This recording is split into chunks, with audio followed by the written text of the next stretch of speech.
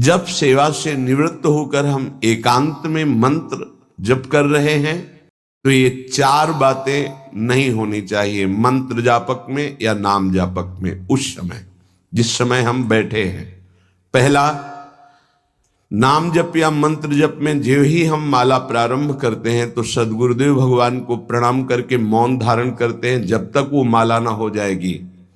अत्यंत आवश्यक होने पर भी माला पूरी ही करनी है, तब बात करनी है मंत्र जाप में। ये नियम होना चाहिए। अगर ऐसा नहीं है तो फिर माला पुनः आपको प्रारंभ करनी पड़ेगी, उसे पूरा करने। बीच में रोक कर बात करके फिर आगे, ये नहीं चलेगा। ये दोष माना जाता है। माला पूरी होने तक वार्ता नहीं हो सकती। बोलना बीच में, पहला दोष। दूसरा, इधर उधर देख ऐसे माला जपने, मेरुदंड सीधी, नासाग्र दृष्टि ऐसे। जिसे नींद आने की संभावना है वो आंख मूंद के भजन करने मत बैठे। नहीं, कंबल या शाल ओढ़ा, आंख मूंछ ली तो माला छूट जाएगी और आपका समय व्यतीत हो जाएगा नींद में। ऐसा प्राय होता है।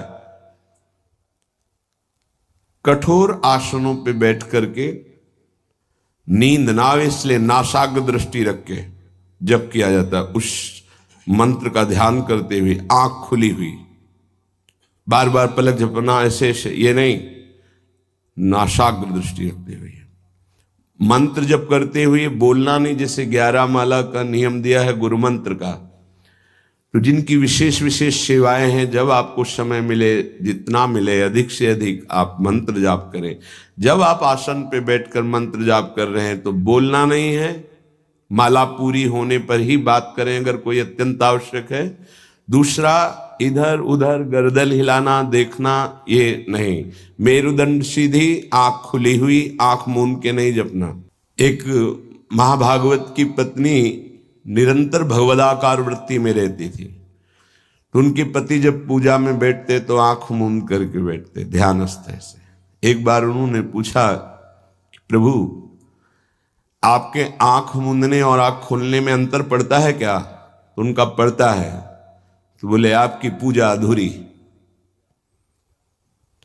हम जब सेवा से निवृत्त होकर हम एकांत में मंत्र जप कर रहे हैं तो ये चार बातें नहीं होनी चाहिए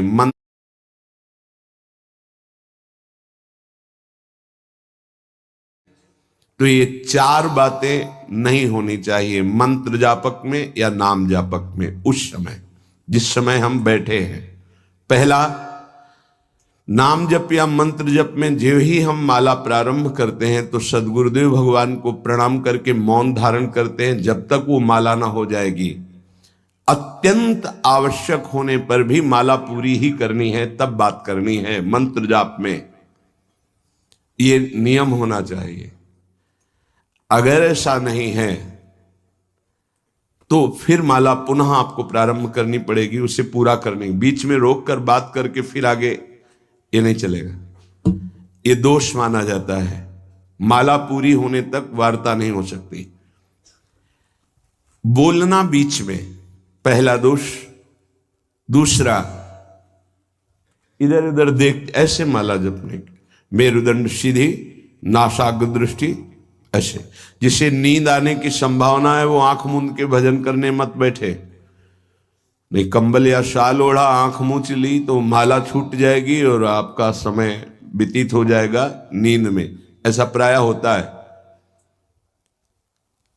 कठोर आसनों पे बैठ करके नींद ना आवे इसलिए नासाग्र दृष्टि रख के जप किया जाता है। उस मंत्र का ध्यान करते हुए आंख खुली हुई, बार बार पलक झपकना ऐसे ये नहीं, नासाग्र दृष्टि रखते हुए मंत्र जप करते हुए बोलना नहीं। जैसे 11 माला का नियम दिया है गुरु मंत्र का, तो जिनकी विशेष विशेष सेवाएं हैं, जब आपको समय मिले, जितना मिले अधिक से अधिक आप मंत्र जाप करें।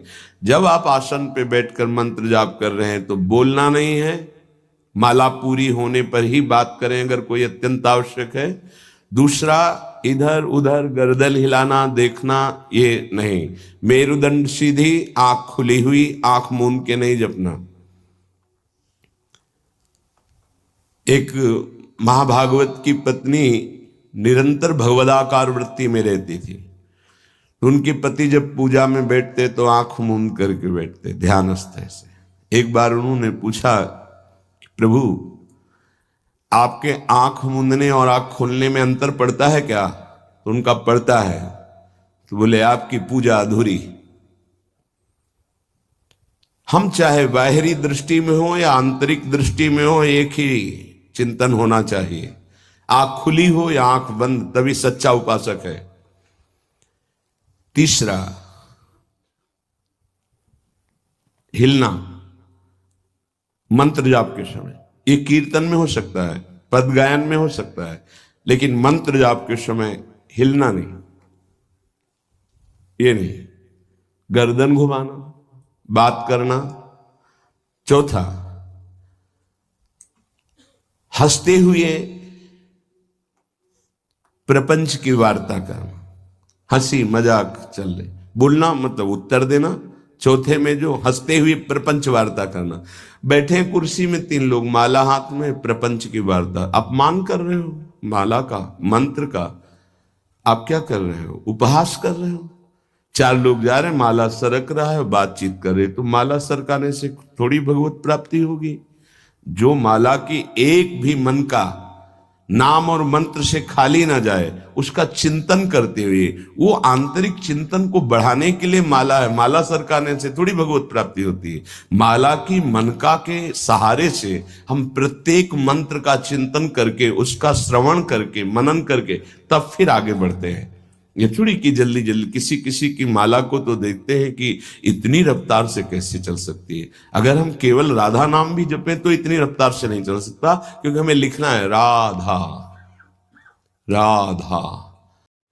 ऐसे ही भक्ति वीडियो देखने के लिए आप मेरे चैनल को सब्सक्राइब, लाइक और शेयर करें। धन्यवाद।